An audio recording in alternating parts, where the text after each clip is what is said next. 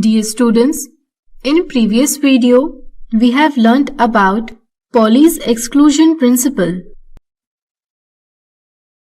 It states that no two electrons in an atom can have same set of 4 quantum numbers. Dear students, we have learnt that orbitals of same subshells are called degenerate orbitals. Hund's rule of maximum multiplicity deals with filling of electrons in the degenerate orbitals.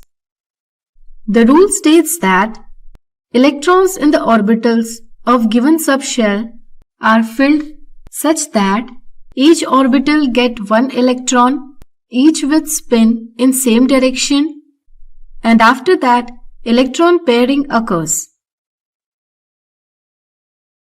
Or in other words, pairing of electrons does not occur until each orbital of same subshell contain 1 electron each. Let's understand this with one example. Suppose we need to fill electrons in subshells of nitrogen atom. Atomic number of nitrogen is 7. So nitrogen have total 7 electrons. Let's try to fill these electrons in various orbitals. Consider 1s subshell. You can recall that S subshell consists of only 1 orbital. So it will have capacity of 2 electrons. Also the electrons will have opposite spins. So 2 electrons are filled in 1s subshell. In similar way, 2 electrons are filled in 2s subshell. Next subshell is 2p, which have 3 orbitals and the total capacity of 6 electrons. To fill remaining 3 electrons, we need to use Hund's rule of maximum multiplicity. So, we need to fill 1 electron each in the available 3 orbitals, that too with same spin.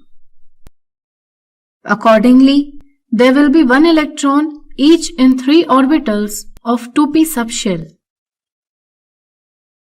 Similarly, can you fill electrons in subshells of fluorine atom having atomic number 9?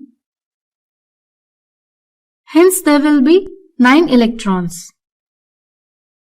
At first, 1s subshell will be filled, then 2s will be filled,